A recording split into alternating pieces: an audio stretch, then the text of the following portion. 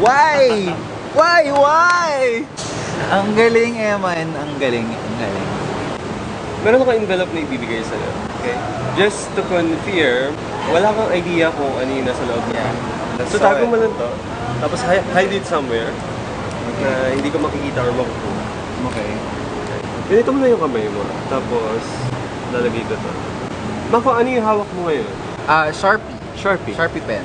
Na-train mo na bang isipin na parang may mga times or mga actions or inisip kang bagay na wala talagang sense? Or maybe na-train na yung mind mo na gumawa ng mga bagay na wala talagang logical sense? Kasi itong gagawin natin, Mako, it's all about influences on perception. Kasi I'm trying to analyze kung paano naglalaro yung mind natin sa pag-gather ng mga sensory information to create our own version of reality. Okay. Now, Mako, looking at what's inside your hand, can you describe kung ano nakikita mo? It's long. It reminds me of childhood. Yeah. I can play with it. Yeah, okay.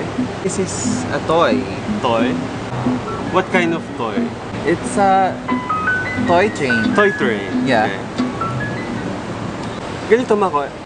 I want you to stop imagining now and everything will go back to normal. Tapos makikita mong Sharpie pen pa rin yung hawak mo.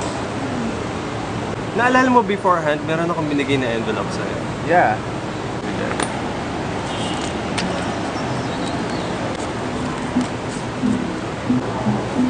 Huh?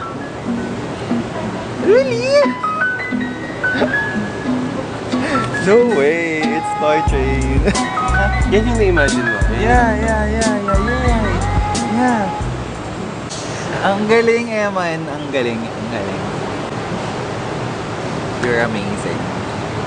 Oo nga, ate, ngayon ko lang na parang, kanina kasi I felt betrayed na parang, why? Why? Ngayon ko lang na-process. Ang crazy. Uwi na tayo.